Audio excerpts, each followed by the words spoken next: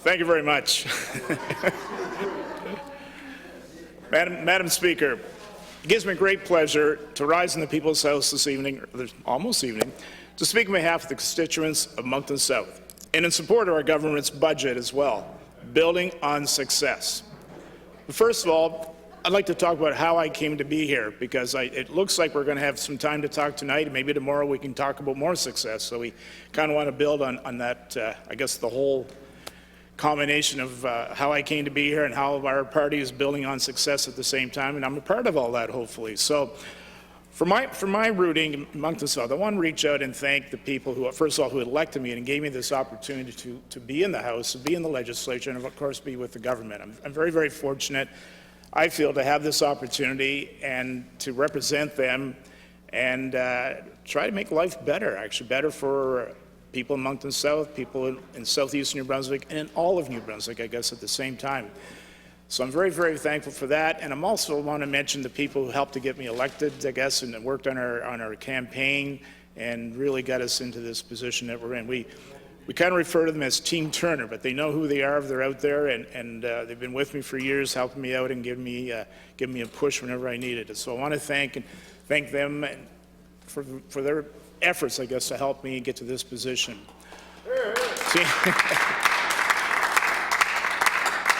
I especially want to recognize my wife, Claudette. She's the rock and the pillar, and really the reason, probably one of the main reasons I'm here tonight.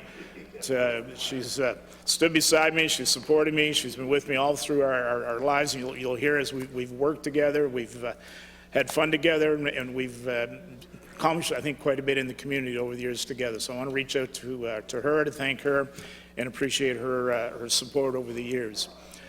For me, how did I get to this position? It all started back in high school. And I know lots, you say, geez, he's going to go through all those years, but no, I'll skip some of the parts in the middle there. But in high school, like probably a lot of people, you get kind of interested in giving back and getting involved. So most people probably join student council. That would seem like the thing to do.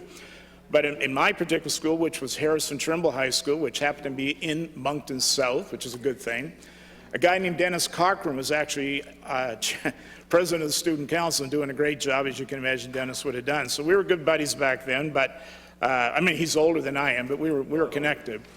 So I joined something called Key Club, and it actually was run by the Kiwanis Club around the world, across North America. And the Key Club was a service club.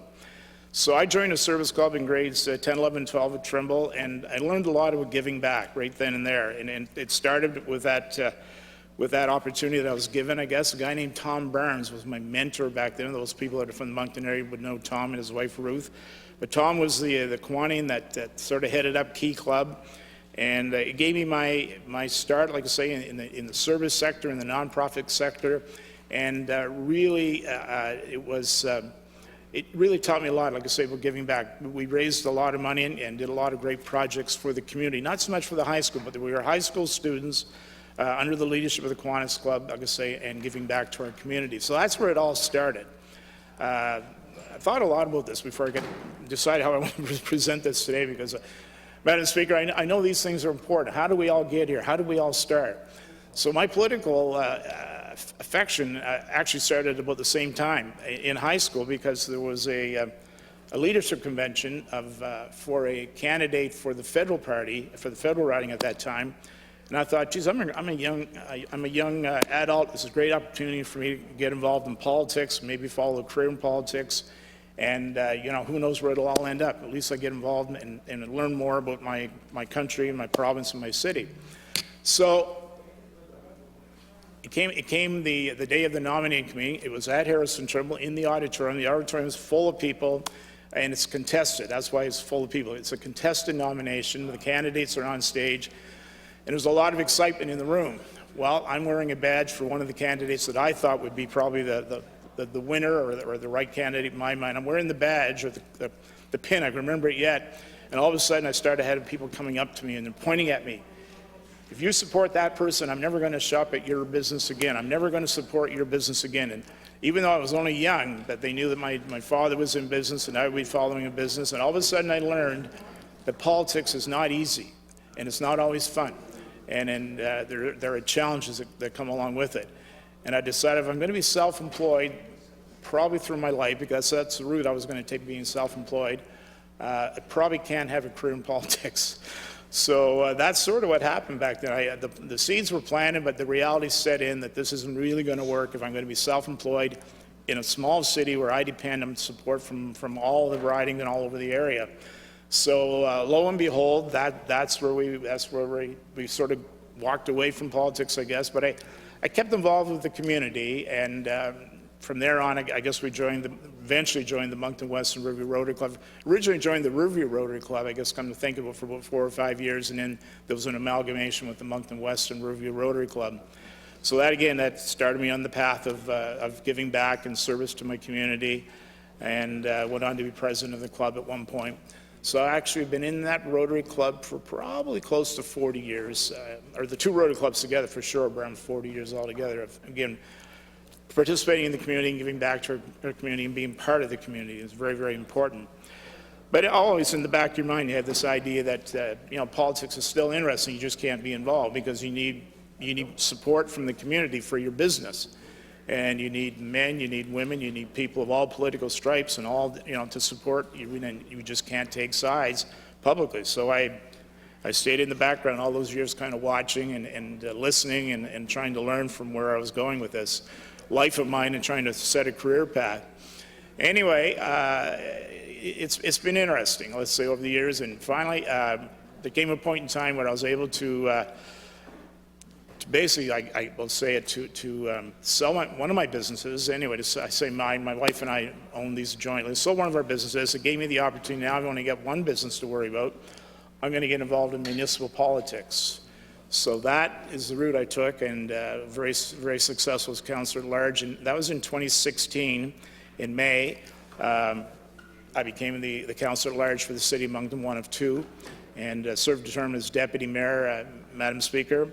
But it gave me a good insight into municipal politics and basically the inner workings of, I guess, municipal politics with provincial politics, with federal politics, and attended a few FCM conferences across Canada, and different workshops and things. So it gave me a good sound, to work from, a good sound foundation to work from, to kind of build on, to move forward. So then, interestingly enough, my wife's going to come back into the story now. In 2018, there's a provincial election, and my wife has the opportunity to contest the seat in Moncton Centre. Moncton Centre became She accepted the nomination in April of 16, and then the election was only in October, as we know. So she campaigned for 5 months, going door to door in Moncton Centre. But that, and unfortunately wasn't successful for her. But anyway, it was a great experience for her. But where I'm going with this whole story, we will get to it. Her convention, or her nominating meeting at the Legion in Louisville. The now premier, at the time the leader of the party, was the keynote speaker. We had never met him before. We had never met him before. In fact, we were pretty new to politics, both of us, to be quite honest with you. We were very new, but full house, great turnout, lots of excitement in the room. But when the premier gave his speech, and this is the one thing that really stood out for me, he got up in front of the crowd and he started talking about, at that point he wasn't the premier, let's be honest. He was we were hoping, he was hoping to become the premier, I guess, during this election. But in front of that crowd, and it stood up in my mind, because I didn't know the gentleman at that moment, but and I'm sure he gave this speech many, many times over the election campaign, probably. But it went something like this. He said, one of the reasons I got involved with this party, and I want to lead this party and be the premier of this province, is because we're failing. We're failing as a province. We're failing. We're last. We're last in education. We're last in healthcare. Our economy is not growing. We're probably the last in Canada in the economy back then. Our population isn't growing, and I'm tired of being last. He said, we shouldn't be last. We should be proud of ourselves. We can do better. And that's what happened here. We can do better, and that's what's happening. So, like I say again, back in 2018, my wife running, unfortunately wasn't successful, but it planted the seed in my mind. He's got it right. Why do I want to be in a province that's last? Because I know we can be first. I know that, Madam Speaker. And I want to be a part of that success, and that's why I'm here. And that's why I think all of us are here on this side because we want to be part of building on that success that the finance minister has brought forward here in this budget, and we're excited about that. So I told you I'd get to where I wanted to be, but anyway, it's maybe a long journey to get to where you're at, but it's worth it. It's really worth it. And at the end of the day, we're on the right road to success here. There are so many things that we're improving on, and we'll talk about it here. I don't know how much time we have left, but if we don't finish tonight, you know what? I'll come back tomorrow. We'll finish it tomorrow. Don't worry. I'm here for the long haul because this is important. It's important that the people of Moncton South are heard and their understanding of what's going on. And of course, southeastern New Brunswick is a hot spot for sure right now, but all of New Brunswick is, everywhere's doing great. Some places better than others. If you listen to the other side, maybe it's not so great. If you listen to us, we're going to tell you it's really great because we've got the plan and we've got it in motion. And so that's. But it's really my teammates. This is not a one-person show here at all. The Premier may be the leader, and we respect him, but the people are working hard on the ground, and that's what's really, really important, I think, to see the work that's being done by this party as we move along. So anyway, now we're into the point that I'm on City Council, back to my story, and I'm thinking, do I want to run again because the municipal election was coming up? Do I want to run again and do another 4 years? As councillor at large, I was fortunate enough to be re-elected, and I enjoyed it. The city of Moncton's, it's very interesting, and we learned a lot, like I say, and I enjoyed it. But then I had the opportunity, or it came to me that perhaps Moncton South might be a good home for me. I live in Moncton South. My wife and I both were born in Moncton South. Our home is in Moncton South. My business was in Moncton South my entire life. I love Moncton South. I don't know if you've caught on already, but we'll talk more about that, I'm sure, when we have the opportunity here. But so, it was a great opportunity and a great challenge that was presented to me, and I thought, my gosh, what a great chance to get behind the Premier, to make sure that he has the support that he needs to do the job that he set out to do back in 2018, and now we're going to continue on in 2020, and here we are in 2022 making it happen. So it's a pretty cool thing that happened, but I'm very fortunate for that. So under COVID now, we took the nomination and had our campaign, and we were successful in election night. And so were a lot of the people around me, and our fellow candidates. We really have a majority here. We've got some great candidates that really have excelled in their positions and their portfolios that have been given. And I'm very happy to be here to be a part of that, and be a part of supporting that team. As they say, there's no I in team. Team is what it's all about, and making sure that we're working together cohesively to do the best we can for the citizens of New Brunswick, and of course, in our case, the Southeast region in particular. My fellow caucus members from our area, I guess, decided very early that they give me the opportunity to be the chair of the Southeast Caucus, so that's a good leadership role for me in our area, and the opportunity to work collaboratively with my fellow MLAs and ministers that are from our region, and more recently with the change when our party decided to pour more emphasis on safety and security, I guess, and created a new ministry. I became the chair of the entire government caucus, so pretty happy about that opportunity, and again, very humbly appreciative of the opportunities I've been given here to work with this government to make a difference and see it, move forward with it for sure. Mr. Speaker, I've spent over 4 decades, actually. Sorry, Madam Speaker, I've spent over 4 decades watching my city of Moncton rebuild one success after another. And when I say that, maybe not everybody's familiar with Moncton and the challenges that we've had. We were a city and a community that was built really in the back of two businesses.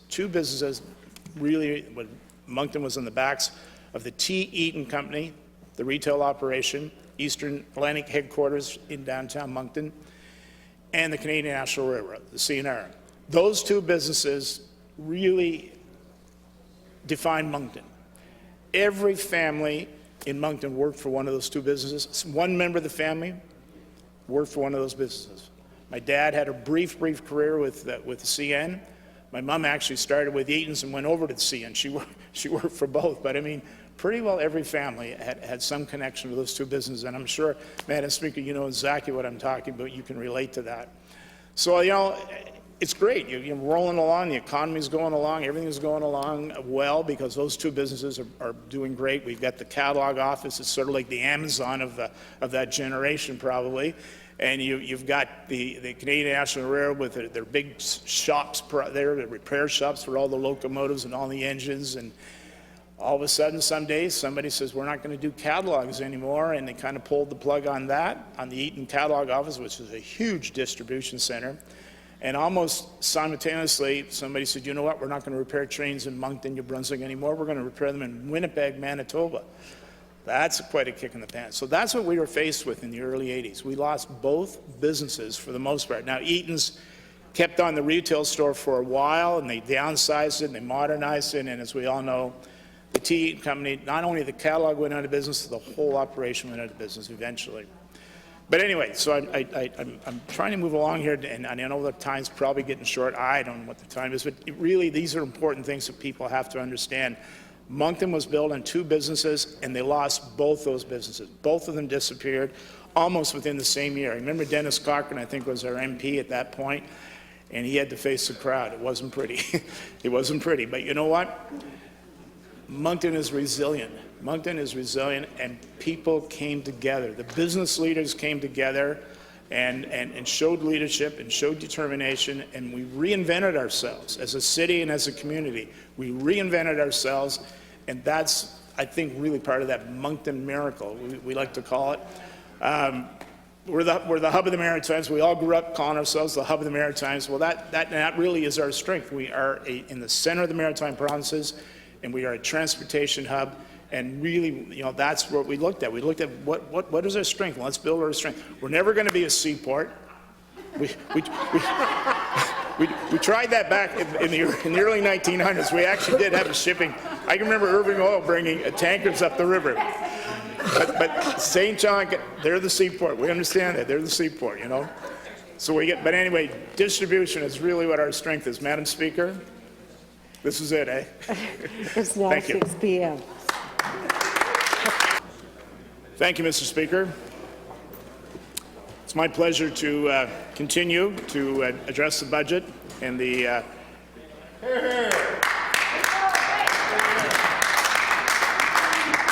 and really the good news for not only New Brunswick, but obviously my riding of Moncton South and the whole southeast area of the province. We're very, very, I think, excited to see this budget come forward, and we look forward to moving through the details of the budget, I guess, and through all the different departments and seeing over the next year things that are going to come out of this that are really going to help our province move forward. So we're excited for a number of reasons.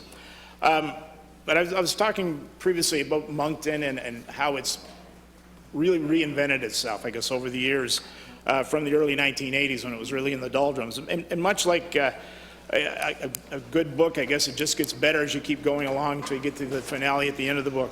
And what's happened, Moncton really focused on its industrial parks in particular. As it mentioned before, its position in the Maritimes, as hub of the Maritimes, and distribution-wise, obviously our airport, our international airport, has really the highest cargo levels in Atlantic Canada, actually flying out of Moncton. Actually, cargo has really increased because, again, we're the hub, along with rail transportation and, of course, highway transportation. All three areas have really been worked to Moncton's advantage, and Moncton has taken advantage of those, I guess, in developing the city.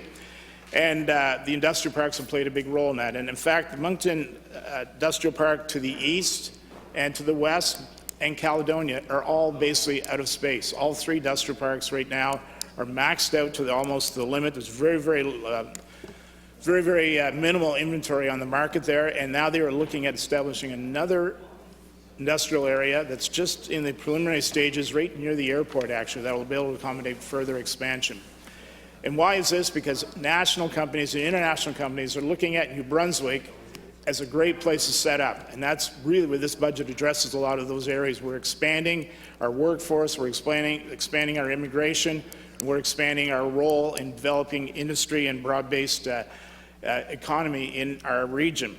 So the industrial park, where it really fits in is warehousing, distribution center, a lot of national companies, multinational companies And also some light industry. When Moncton has really never been known for a lot of industry, but we use Jessom Tools as an example, who were based out of Barrie, Ontario, and they decided they wanted to move to New Brunswick, and then they chose Moncton as a place to set up shop. So we appreciate Jessom Tools being coming to Moncton, bringing about 80 jobs, about 80,000 square foot plant making tools in Moncton, New Brunswick. And these tools are not just for Canadian consumption, they're all over North America. In fact, there's a number of countries in Europe that these tools are exported to. And they're made right here in Moncton, New Brunswick. Who would think a tool factory? But that's all right. We've got other factories that are coming online too, from different areas moving into Moncton. So it's great. We're seeing manufacturing, we're seeing distribution. But the big thing is we're creating jobs and we're driving the economy. And that's a huge success story for Moncton, I think, and why it's diversified. We're not built on any one industry or any one facet, multidimensional. We are the gateway to Atlantic Canada, let's face it, and we've got to use that to our advantage. You can't get to Prince Edward Island or Nova Scotia or Newfoundland without going through New Brunswick, without going through Moncton, actually, in southeast New Brunswick. So Moncton South, we're very, very excited about the future that this budget will offer to us.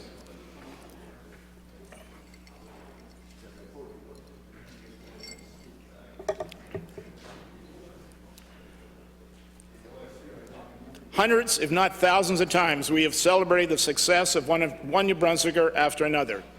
Leaders of industry, business, and retail have started and grown their businesses in Moncton. It was a well-deserved honor last fall when Wes Armour of Armour Transportation Services was recognized for his substantial role in the province's economic development and for his role in an informal ambassador for New Brunswick.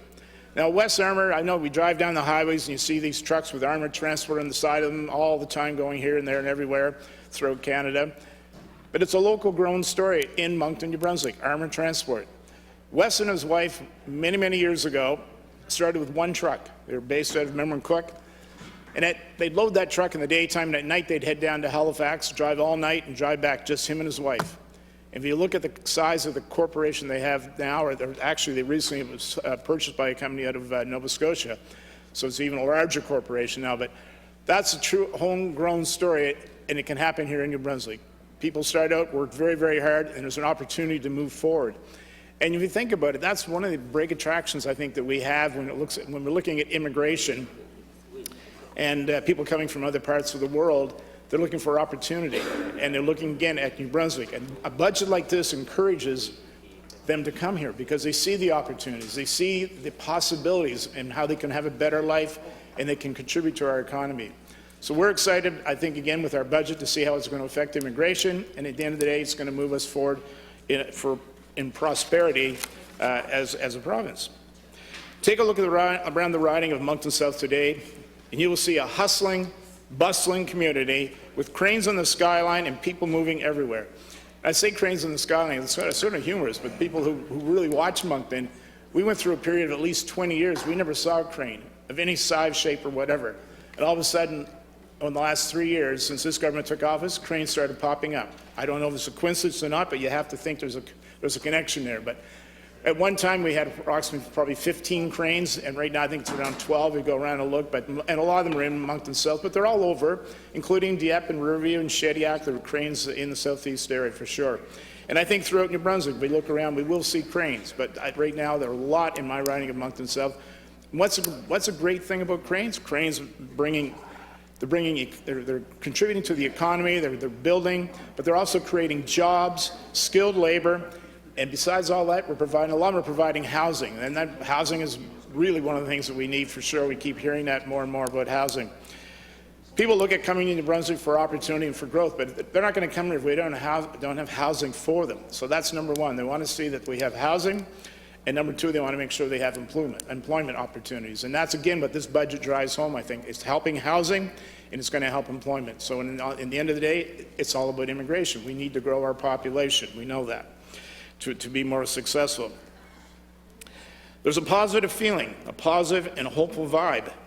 We have that same feeling with our latest budget, a budget that lowers taxes again, invests in social programs, and builds on the success of our previous budgets.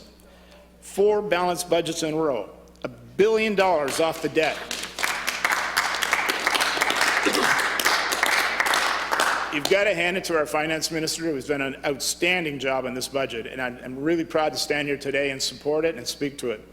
As he has said a number of times, we have a number of different financial institutions who have really embraced this budget and the role this government is playing right now currently, especially with the COVID, basically, coming out of the COVID 2 years that we've seen, or 18 months, and moving on from that.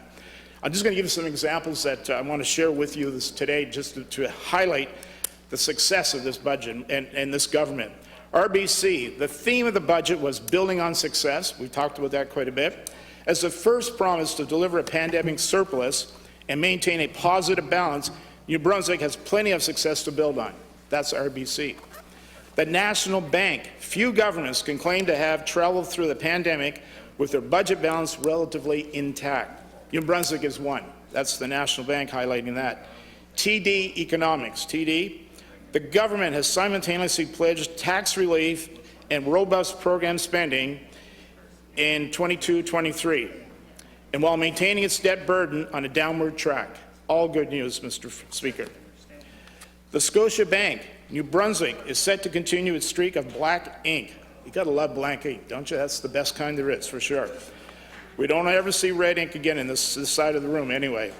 The budget outlines a concrete plan to cautiously boost key spending coming out of the pandemic era while maintaining a balanced budget. Great job.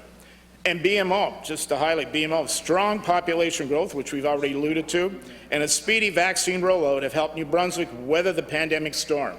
Now, the province looks to capitalize on its improved outlook with modest budgetary surpluses, as well as new tax support measures and additional spending.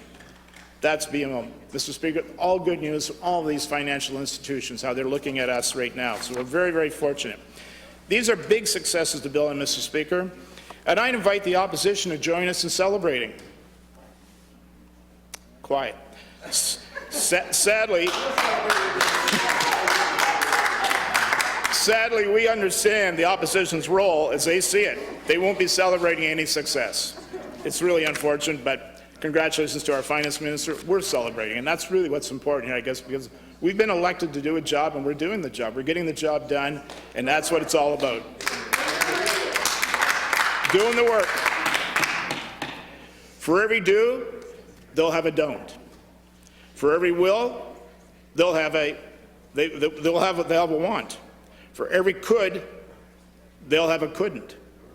And for every would, they'll have a wouldn't. As others look and find the sunshine, they'll always look and find the rain. But they soldier on.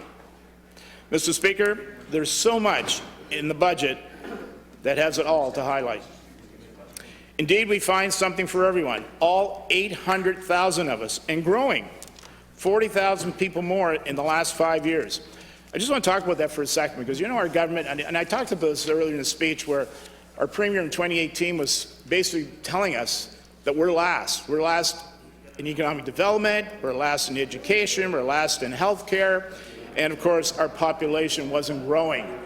And that, as I mentioned before, that stuck with me. And here all of a sudden, here we are 3 years, 4 years later, our population has jumped 800,000. We had a target of 2025 to hit 800,000 people. 2025. Here we are, March of 2022, and we've already succeeded to hit 800,000. It's incredible. But you know what? The sky's the limit, because we're on a roll. We're moving ahead, we're moving forward. So we had hoped to hit 1 million people by, I think, 2040. I think we're a little more optimistic that we may hit 1 million people a lot sooner than that. Nova Scotia, a much larger province, have just achieved that feat. So you know, why can't we do that? You know, so with the measures that we're putting in place and the development that we're looking at as a government, I don't think 1 million is out of the question in the next probably decade or so. We can probably make that happen. I had the pleasure on Saturday evening of joining the Brunswick Youth Orchestra in Moncton South at the Wesleyan Celebration Centre as they performed for the first time since COVID in our community, and along with the Sistema program. So I brought greetings on behalf of the province, and it just happened we had found out on Friday night about us hitting the 800,000 range. So while I was on stage, I congratulated the New Brunswick Youth Orchestra and Sistema, because they're a big part of the success. it's not the government. We don't do it all. We just provide, I think, the means and the mechanism for this to happen. But with Sistema, and as one example, they bring, first of all, they bring instructors from all over the world to our province, world-class instructors and musicians to help the program. But they also attract families and immigrants coming to our province are attracted to this program. So when people are looking for a country, and they're looking for a province, and they're looking for a community to establish themselves, they look at what are the programs that are in place for my family. If I'm going to raise my family, what are the programs? And they see Sistema, they like that. They love music. They know that music, their children are going to have the opportunity, if they so desire, to learn to be world-class musicians right here in New Brunswick in this program. So it was wonderful to be on stage congratulating them for their ability to assist us in growing our population, and one more reason to live in New Brunswick, really, and that's where Sistema and the New Brunswick Youth Orchestra really comes into play. So we congratulate them, but they're only one example of many, many different organizations in this province that are helping us to attract people to live here. And they're in every branch of the province, every corner of the province. There's reasons why people want to live here. And sure, I'm talking about Moncton South and the Southeast region, but we know all over the province there are great stories of success that are helping us to grow our population as we go along. It is the highest rate of population growth since 1976. Imagine, since 1976 is the highest rate of population growth. 17 years before the Montreal Canadiens won the Stanley Cup their last time. I chuckle because we know that's a long time ago. But to put it another way, that's 20 years after Toronto won the Stanley Cup for their last time. Don't be like that. Don't be like that. I'm not saying, I'm just saying, either way, it's a long, long time ago. But I do want to say, just on a trivial note, for all those Toronto Maple Leaf fans that may be listening, and I know I'm getting off topic here, I am a Toronto Maple Leaf fan. We'll tell you right off the top. So here's the trivia question. The last Toronto Maple Leaf to win the scoring title in the National Hockey League was Gordie Drillin, and he came from Moncton, New Brunswick. Moncton, New Brunswick. So Moncton and New Brunswick play a little bit of history with the Toronto Maple Leafs. You gotta love hockey. It's always still our national sport with all the other things going on, okay? On that point, Mr. Speaker, growing our population goes with growing the economy. Our government will continue immigrant attraction and retention efforts. Thank you, Mr. Minister. This includes $1 million through the Immigrant Settlement Support Funding Program to help nonprofit organizations, and that's really, really important. Our nonprofits are playing a huge role in this immigrant attraction and also to make them feel welcome in our province and just help them out when they land here. And you see it day after day at the Moncton Airport, and I'm sure the other airports in the province. They're out there meeting the immigrants that are coming in. They're helping them to find housing. They're helping them to find employment.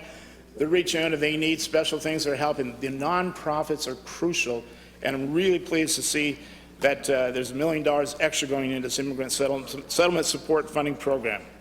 This will assist with the settlement, integration, and retention of newcomers. An additional $200,000 will be used to support international student retention aimed at retaining skilled newcomers. But that's a big story because we're training, we're educating, but we want to make sure we're keeping them in New Brunswick. We've got to keep them here, and that's important. So this money will really help in that direction because we've got a workforce that needs to be supported. And you know, it's funny, for years and years, and you hear the Premier talk about this because his family is an example. People were leaving New Brunswick. They get educated, and then they go off to Alberta, or they go off to Europe or wherever. You know what now? Not only are they staying here, there's lots of people coming here with them. Lots of people coming to New Brunswick looking for opportunity, looking for advancement, looking for a safe place for their families. I was talking to the Minister of Tourism the other day, and she put our house on the market, I believe last Friday, at some point last Friday. Overnight Friday night, she had five viewings overnight. How do you do that? They're all virtual. They're not from New Brunswick. She had 5 virtual, and by Saturday she had offers and the house was sold within 24 hours. And that's in Sussex, New Brunswick. That's not in Moncton or Fredericton or St. John. It's happening all over the province, Mr. Speaker, and that's what we've got to be proud of, the opportunity that we're showing. Our government is lowering the double tax on apartments and rental properties by 50%. 50%. And nursing homes by 15%. We're introducing a rent cap of 3.8%. I know it's hard to imagine, 3.8%. That's our rental cap for 1 year. while increasing the housing budget by 5.3%. I've got to tell you, in Moncton South, this is huge. This is huge. We have a lot of apartments, and we have a lot of, I mentioned with the cranes earlier, the cranes are building more apartments and more apartments. So knowing this, it really gives people the confidence that this government is committed to working with the developers and building the apartments, for sure, with the taxation, lowering the taxations that we are carrying out. We will be, and also the rental cap for the renters. You know, this is so important. It gives them the confidence again. They're not nervous. They know where we're going, and we have a plan, and they see the plan, and they're accepting the plan. They want to work with us, and we want to work with them. It's so important. We are raising the minimum wage by $2 an hour by October 22, starting with a $1 increase next month. Tomorrow. Our government has raised the minimum wage, like I say, starting tomorrow by $1, and by October by another $1, so $2 in 1 year. And that'll put us in a pretty good position, but you know what? We're also wanting to get to where Nova Scotia and PEI and our Atlantic neighbours are. We want to be where we're at. So you know what? We're getting there, but there's still more work to be done. But this is a good start. We're looking forward to the future, and I think the more that we can collaborate with our regional provinces, it's a good thing. And that we have a unified, on a number of different areas, to be unified within the Atlantic, call it the Atlantic bubble, but we all got to work together, you know. Working in harmony and working cohesively, I think, is a good thing. And I think our government is really working well with the other provinces right now. Mr. Speaker, between 30 and 40,000 New Brunswickers work in the tourism sector, many of them in my riding. This is huge. In our riding, we have probably the most hotels in New Brunswick in my riding. Huge. Hotels all went dark when COVID came. Bed and breakfast, restaurants, retail operations, everybody suffered over the last 18 months. This budget is good news, and there's more money going into the tourism sector. We've got 2 hotels in our downtown right near the new Avenue Centre that opened during the pandemic. Now, can you imagine? You build this beautiful hotel, you put the lights on, you open the door, you unlock the door, and nobody. There you are, no one. And there's nothing you can do about it. So now we are doing something about it. We are doing something about it. Our borders are open, our lights are on, our doors are open, and our tourism department has a plan. They have a great plan, and the minister has done a phenomenal job of really looking at boosting up that sector. And really, good to see you. I'm looking at your seat. I thought you weren't with us. She has done a great job in her department with her to find a way forward with the programming, and ministers found the money to support that program. So we're excited about tourism in Moncton South in the next little while. That's huge. $6.9 million to the Department of Tourism, Heritage and Culture. This represents a 26% increase in the tourism budget when non-recurrent COVID-related spending is excluded. It is huge. I mean, Moncton, again, it's really tourism events, the Avenue Centre, the Coliseum, the Aberdeen Cultural Centre. It just goes on. The Western Cultural Centre, I mentioned them, the Capitol Theatre. We have a lot of venues in our city that were not operating during COVID. They really couldn't operate. Now they can, and now the programs are starting to happen. The concerts are coming back. Of course, hockey's back on, and you know, other things are happening, meetings, conventions. All of a sudden, the Coliseum is coming alive. So this is great news, great news. So people are coming to Moncton, they're coming to New Brunswick, and they're supporting these events once again. So we look forward to more and more opportunities like that. I'm getting close to the curfew, but I did want to talk about the Fundy Trail Parkway, which I know is not in Moncton South. I appreciate that, but it is in New Brunswick. And the Fundy Trail Parkway, the tourism department has really been a great supporter of that. The reason I'm talking is I'm passionate about it. Not only did I have a summer home in St. Martin's for almost 20 years, but I was proud to be on the Fundy Trail Parkway board for 18 years and a couple terms as president of the organization, I guess, during the years. So it's a great passion of mine. It's a great vehicle for New Brunswick, I think, to move forward. And it's the economy is, and that's what all it is. People think it's a tourist attraction. It's an economic stimulus is what it is. It's going to drive our economy. We've always been known as the drive-through province, and this is going to stop things. You cannot drive through. You could drive through before, go down to the rocks, take a picture, and keep on going to get down to Nova Scotia and PEI to go to bed. That's all going to change. The Parkway slows you down. It slows you down 3-4 hours, long enough that you're going to eat and you're going to sleep in New Brunswick. Hopefully you're going to eat, you're going to buy gas, you're going to shop in New Brunswick. So the Fundy Trail Parkway is going to play a crucial role in maintaining our tourism dollars in New Brunswick, because people have a reason now to stay here and enjoy it.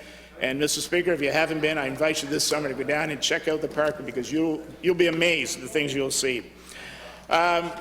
We understand that when building and maintaining vibrant and sustainable communities also means focusing on the safety of New Brunswickers.